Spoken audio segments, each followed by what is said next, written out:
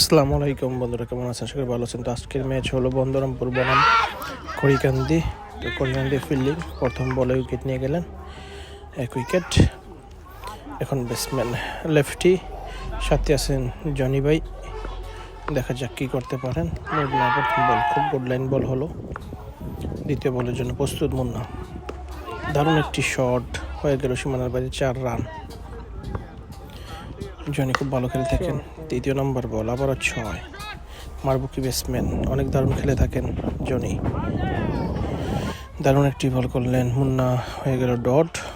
আবারও 6 মেরে দিলেন স্ট্রাইকে, চলে গেল সীমানার বাইরে।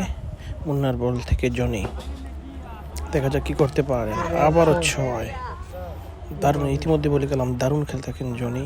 খুব দারুণ একটি শট খেলেন, চলে গেল সীমানার বাইরে। গুড ডেলিভারি বোলার, নিয়ে বলের আগমন। লেফটি ব্যাটসম্যান, দারুণ শট, চলে গেল সীমানার বাইরে, লেগ সাইডে, লেগ স্ট্রাইক, সীমানার বাইরে চলে গেল 6টি রান। আবার মারলেন লেগ সাইডে, চলে গেল বাড়ি পাড়িয়ে, চলে গেল সীমানার বাইরে, 6 রান। ডিফেন্স করলেন, কোনো রান নয়। দেখা যাক কী করতে পারে। আবারও ক্যাচের সম্ভাবনা, দেখা যাক নিতে পারে কিনা। নিয়ে নিলেন, হয়ে গেল আউট।